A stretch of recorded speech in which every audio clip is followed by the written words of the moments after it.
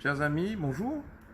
Aujourd'hui, nous attaquons la question des projets, passions, passe-temps, personnels et communs quand je suis en relation avec quelqu'un.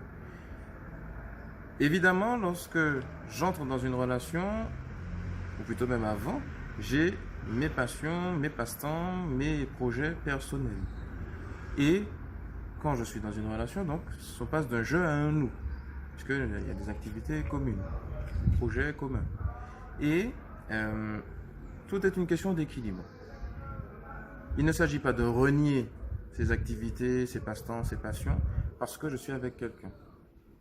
Et il y a des choses que je faisais avant que je ne ferai plus parce que je suis en couple, ou que je ferai moins. Il y a des choses que je faisais pas et que je ferai aussi. Des choses que je faisais seul et que je ferai maintenant avec mon compagnon, ma compagne.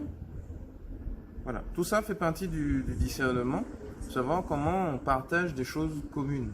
Puisque si on part sur un projet à long terme, c'est préférable d'avoir des projets communs, hein, d'avoir des choses qui nous rassemblent, qui nous lient. S'il n'y a rien qui nous lie, voilà, déjà de base, et si on n'a aucun passe-temps, aucune passion, aucun projet ensemble, qu'on partage rien, quasiment rien ensemble, c'est déjà... ça nous interpelle déjà un petit peu. Chose importante, par exemple, j'aime le foot.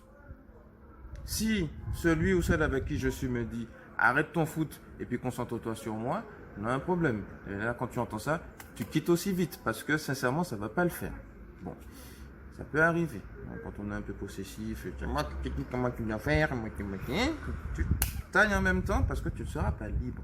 La question de la liberté est importante pour tout ça. Donc, si on se lance dans un projet de maison, par exemple, c'est important qu'on se mette d'accord sur les choses. Parce que pareil, ici, il y en a un qui dit, oh, je veux aller habiter à la campagne. Non, moi je veux aller habiter près de la mer. Ouais, écoute, au bout d'un moment, voilà. Il faut savoir trancher.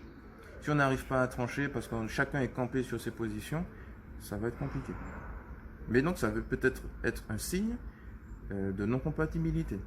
Parce que ce braquage-là peut être révélateur de d'autres choses.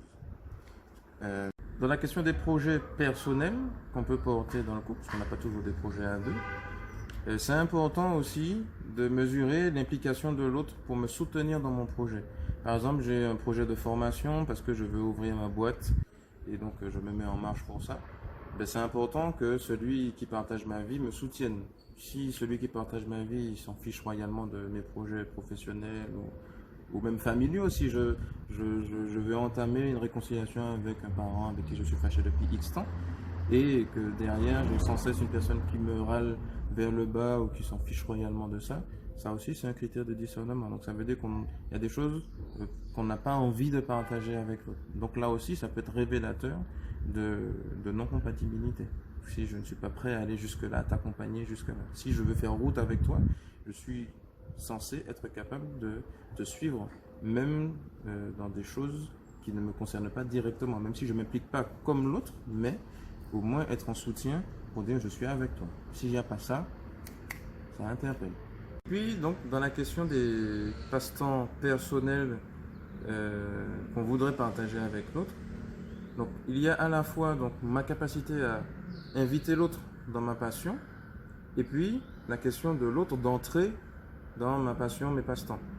Et ça peut aboutir, entre guillemets, de manière positive, dans le sens où celui que je fais entrer et l'autre qui accepte d'entrer, finalement, on partage, on fait découvrir à l'autre quelque chose qu'il ne connaissait pas et auquel il adhère. C'est une bonne chose. On peut aussi, tout en faisant cet effort, voir que ça n'aboutit pas, dans le sens où, malgré le fait que j'ai essayé de t'inviter, que tu as essayé d'y entrer et que ça ne colle pas, ça colle pas. Mais pas forcément déduire de cette expérience, quand ça ne colle pas, de dire que vous n'êtes pas fait pour être ensemble. Il y a d'autres critères, d'autres paramètres à prendre en compte pour savoir si vous êtes censé continuer ensemble ou pas. Donc c'est voilà, un ensemble de petites choses qui ne sont pas exhaustives, hein, comme vous pouvez le constater, mais qui donnent quand même des clés pour essayer de voir si voilà, ça peut marcher ou pas. La suite au prochain numéro.